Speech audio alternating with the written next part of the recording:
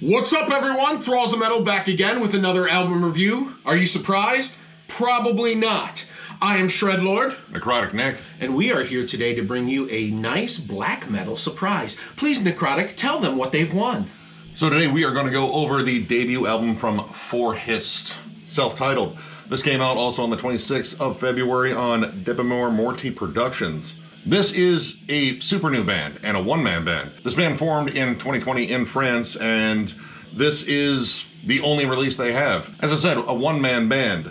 This is an atmospheric black metal project from Vinzval, Sacre bleu! who's a founding member of Blut aus Nord, which is a fiercely strange, avant-garde, a little bit of everything black metal project from France.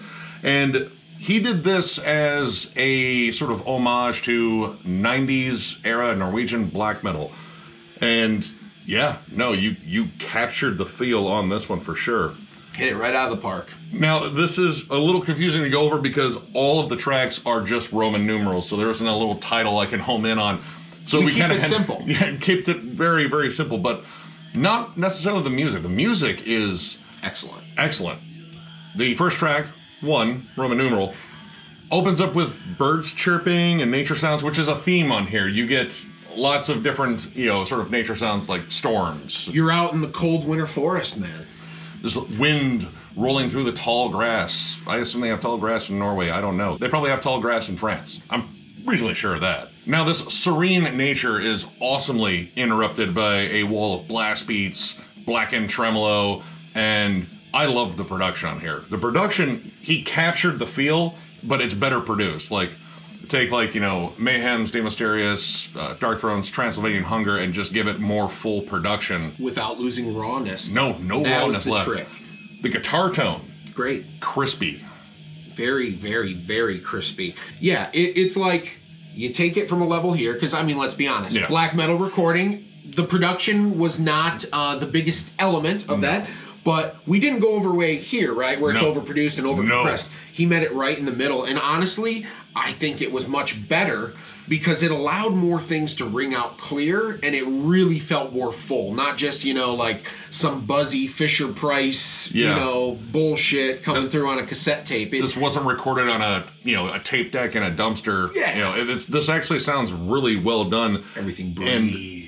It still captures all the rawness. This definitely sits somewhere between, atmospheric black metal is definitely true on this, but there is that raw grittiness that is all over this. Now, when it comes down to, layering this with melody and such, it is mostly done by synths.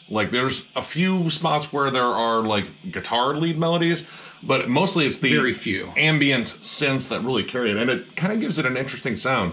Now, this opening track is, for the first 3 minutes, blast beats, tremolo. It is just heavy and dark sounding, but it does take this nice little atmospheric break towards the middle of it.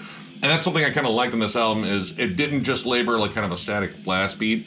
It would break it up and give you some really cool groovy moments along the way. And just let the riffs breathe a little bit. I almost thought I could have we discussed this before the video. Someone here feels that it was an appropriate amount of blast beats, and I say, you know what? It was, but I could have used a little bit more. And that's just personal taste bullshit, but I like the blast beats, and I could have used them maybe a little bit more, but definitely the more mid-tempo beats and everything did allow the atmosphere to breathe. The death marches. We've said breathe a lot, but it's really, it seems to be the word of the day. It is. Well, when it comes down to the style of music, it can be suffocating in terms of one style, hearing just the same thing over and over and over. That is it's great. It builds the atmosphere, and droning riffs, as long as they're good, I really enjoy them. And the thing that captured me about this album is no matter how much they droned on something, it never got stale to me because this dude, one-man band, would make these slight changes, add a key here, maybe a little vocal part here, or maybe just do a different short tag with the guitar line before going back into it again. And those little nuances, plus of how good the riffs were in the first place, really did not make this 42 minutes kind of went by really quick. Yeah, honestly. actually, this was a really smooth listen, and I was engaged by pretty much every track on here. My big standout was definitely track 4. This is the longest song on here, 8 minutes, and the opening to it just sounds like old school Immortal. It's more of a double time stomp, and this one actually brings in some cool guitar melodies. It isn't just the synths this time. There is an amazing song building in this one. Like, it really like revs up the intensity. It gives you the peaks and valleys. The valley is great, and then it just shifts into this beautiful melody towards the end. Like, honestly, one of the catchiest spots on this entire album. And I thought most of this album was super catchy. Yes. Melody was a theme on here, but it never seemed corny or cheesy. It kept it nice and somber, which fit the rest of the music perfectly. And really, it's like he took all the best parts of all the 90s, or early 90s black metal and just kind of fused it into his own homage, tribute, brand version of it. He did his homework. He did his homework, and I mean, there's a lot of like just classic sounding stuff on here. And even kind of stepped outside ever so slightly on track 7, which honestly, it has a much slower feel, but it's almost kind of Celtic Frostish, which I know isn't Norwegian, but definitely black metal. And it's still very raw sounding, so it's kind of like Celtic Frost, except maybe as played by Dark Throne. And I like the fact that he brought in what almost sounds like Middle Eastern melodies in there.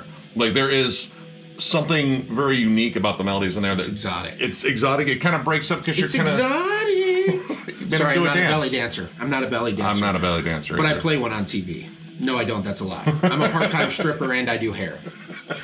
But I digress. There's some cool chanted vocal passages, some really cool like distorted screams. But here's kind of a thing though with this album is vocals are very minimal. Scarce. And buried.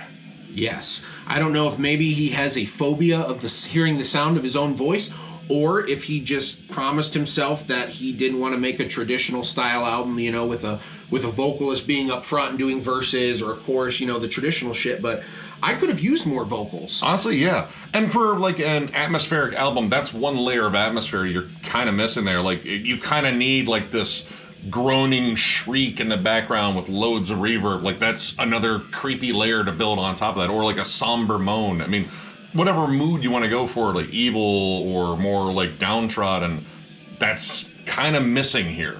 But I mean, at the same time, there was so much awesome music and layering going on that they were missed, but not as much. I was more engaged by the music. And with the vocals being scarce, the only other complaint, and not even complaint, but personal preference I would have preferred is, while the keyboards did an excellent job of producing melody and good atmosphere, I'd have liked to hear the guitars be a little more adventurous, maybe harmonize a part here, or maybe even give a small, creepy kind of melody, you know. I don't want to hear like, you know, early Dark Throne where you just throw on like a Kerry King solo and stuff. Like, that's not what I'm saying. That would totally ruin the vibe of this. Yeah. But you know, just putting the guitars out in the forefront a little bit more past the riffs. The riffs are crushing. Yeah. The riffs are great, but on a lead or a melody or a, you know, add to the atmosphere with the guitars as well. Because the guitar, when done right, I think you combine the keys and the guitar and you've got some really cool shit going on. Because you have excellent songs. These are really well-constructed songs. There were only a couple of songs on here that I thought were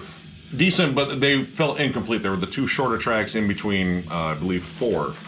Which, 4. 3 and 5. Now, 3 and 5 are good, and honestly, especially 3, like, I really was getting into it, and then it kind of just seems like it abruptly ends. And I like that one because it was, I think, a little bit uglier. Like, the dissonant riffs on there were especially creepy, and I kind of wanted to see this one continue on. And 5 was really kind of, like, building on, like, a slower, moodier song, and at that point, there really hadn't been a tremendous amount of that, so I thought this was going to be, like, a nice break from it. But again, that one kind of ended a little bit shorter. But you get into the remaining tracks on there, and you're pretty much greeted to just great black metal once again. I really dug this release, and I had it kind of on my radar. I know it was mentioned in our anticipated releases. There was definitely some people really high on it, and I can see why. Yeah. This is a proper homage. I dug this across the board, and I'm going to give it 4 stars.